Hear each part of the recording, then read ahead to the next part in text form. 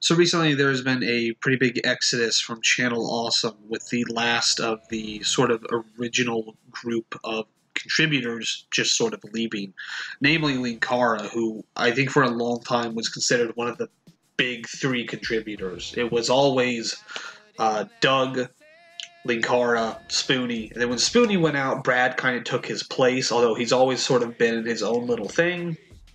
With Linkara gone, it's really just Doug and Brad there. And again, Brad's kind of off on his own. So Doug's kind of holding the old flag by himself now. That alone would be something to talk about, but most of the contributors who left, as well as older contributors, have all come together and put all their grievances into this one sort of big Google Doc where it's very easy to see what happened behind the scenes that led to all these people leaving. And the one name that constantly comes up is Mike Michaud. Now, Mike Michaud wasn't just a... Mike Michaud was not an unknown quantity. Whenever people talk about what's happening with Channel Awesome behind the scenes, they're talking about Mike Michaud. We've known for a long time that Mike Michaud was the CEO of Channel Awesome. We've known that he owned the site, and there were rumors that he owned the Nostalgia Critic IP that have since become verified. He actually owns the character, which means all of that guy with the glasses is really technically his. We also knew he was kind of a dickbag. He just sort of wasn't very pleasant to be around, and everyone kind of agreed he was a shitheel. The thing is, I think we all kind of assumed he was a negligent shitheel. We all assumed Mike Michaud was off in the corner by himself. There's a ton of jokes about how he has a Call of Duty addiction, so I think we all sort of assumed he was over there, and the real menace and malice was happening inside Channel Awesome between the contributors. What this document shows is that's not really the case. Every single contributor worked directly with Mike Michaud, and every single one of them has some bad shit to say about him. And you really can't ignore that when it's all in one place like this. Now, this has been talked about by different groups for a while now. Other people have better covered that guy with the glasses and its downfall than I have. But the one thing that I've noticed is that usually those people were fans of one or two contributors. I wasn't. I was a big fan of that guy with the glasses, the website. I followed at least a dozen contributors on the website, maybe more. And I followed them for a long time, way longer than I'm comfortable admitting. I have a better scope of what that guy with the glasses was for its entirety than most people covering this do. And that's what I want to talk about here, is Mike Michaud didn't just make life harder for these people. Mike Michaud ruined something that could have been huge, that I don't really think people understand just how huge it could have been. And his influence was heavily understated until just now. So to really understand what I'm trying to talk about here, you have to realize where Channel Awesome started. It began because Doug was trying to do 5-second movies and movie reviews, but YouTube was catching him in the algorithm, even back then, as a copyright infringer, and deleting his videos every single time. And that was frustrating because his videos were technically under fair use. They were transformative, and they didn't replace the product that he was using them from. So it was all above board, but the machines don't know that. They still don't know that. So they certainly didn't know that in 2006, 2007. So Mike Michaud approaches Doug. I've also heard it said the other way around, but it doesn't really matter. With the idea of, let's make our own website where we don't have to worry about YouTube's bullshit algorithm, and we can kind of keep everything within ourselves. Thus, that guy with the glasses is born. And the idea was, from the get-go, we are going to expand this out with new contributors and new things, and we're going to make a whole new platform from this. And it's never directly stated, but I think the idea was they were eventually going to host the videos themselves and run all the advertising themselves. That didn't come to pass. They ended up mainly using Blip, but you were kind of allowed to put whatever video from whatever website you wanted on there. It's just Blip didn't really give a shit what you put on it. So people tended to use that instead. Now, when you think about YouTube today, it's a juggernaut.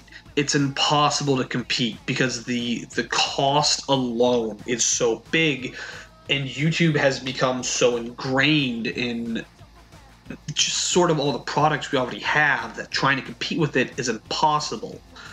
But back in 2007, 2008, that wasn't really the case, and YouTube had made it clear they really didn't want this sort of content on their platform because it was kind of a legal gray area. I remember in 2009 watching Let's Plays, and the people there would try to monetize their Let's Plays, and they couldn't.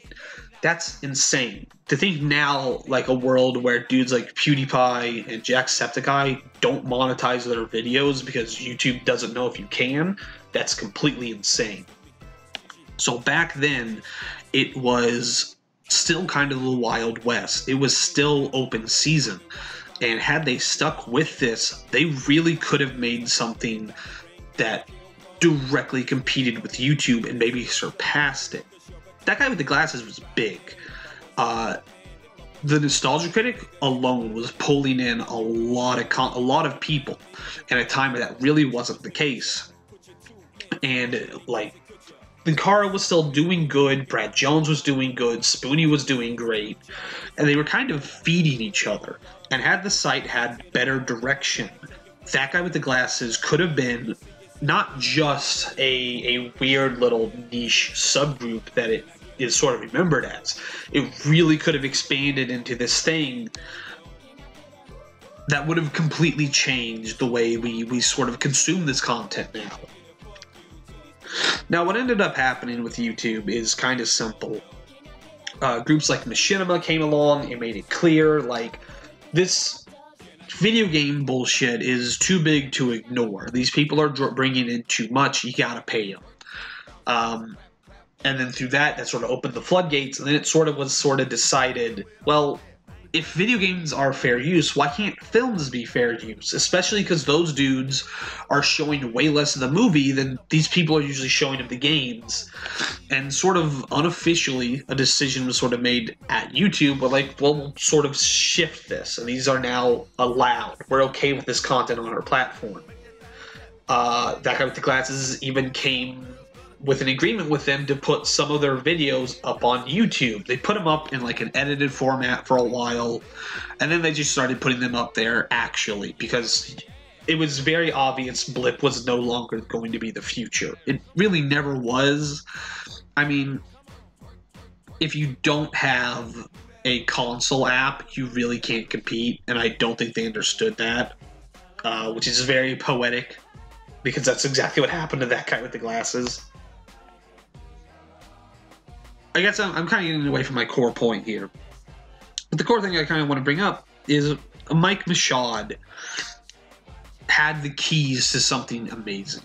He really could have been a multi-millionaire, if not a billionaire, had they built that guy with the glasses properly. But they didn't.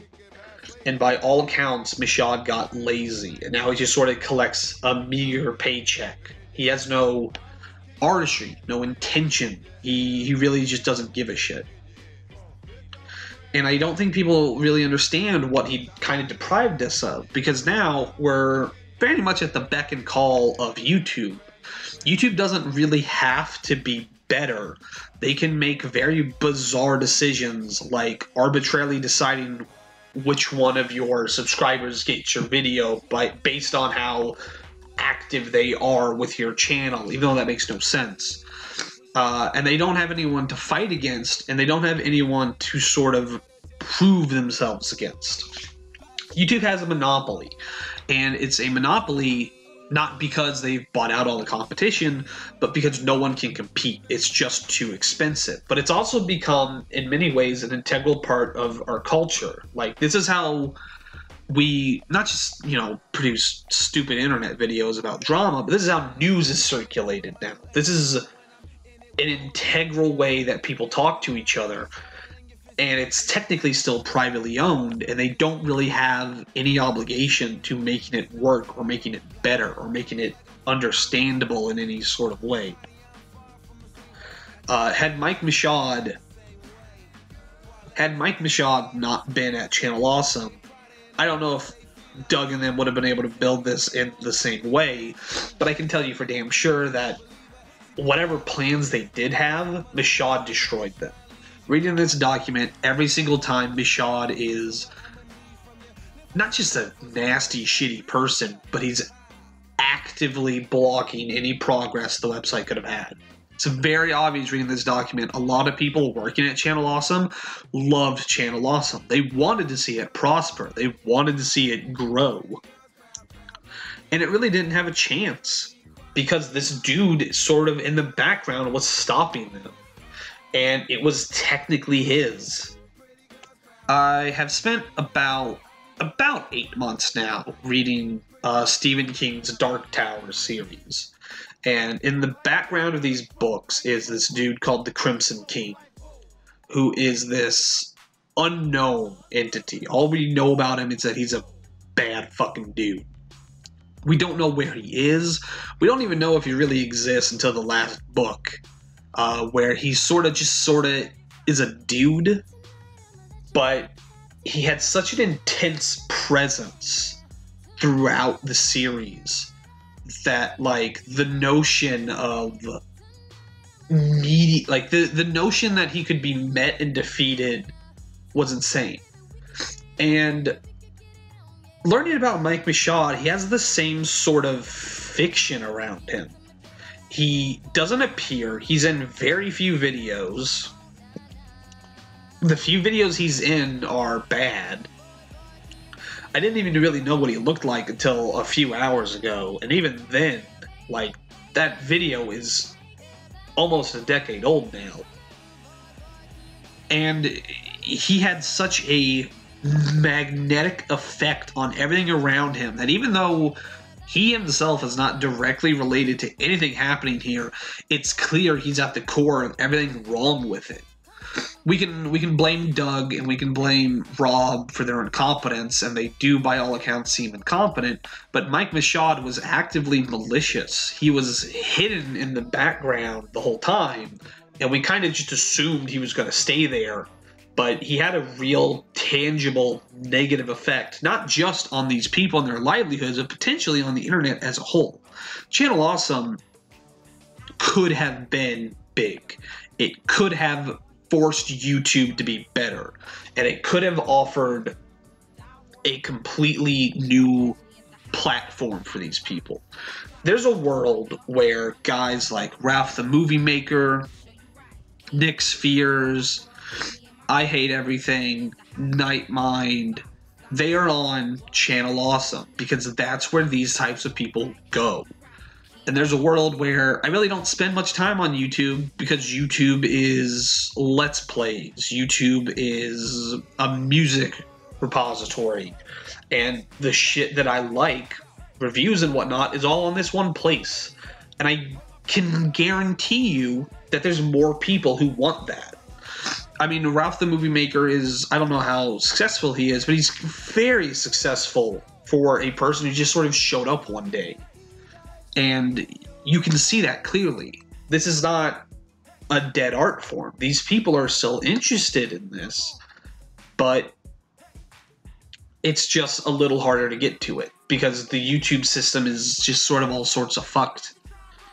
And they had a real chance to make something good that could compete. I'm kind of a broken record at this point. I really wasn't planning on doing this, but it kind of struck me super fast, and I wanted to put this together for you real quick.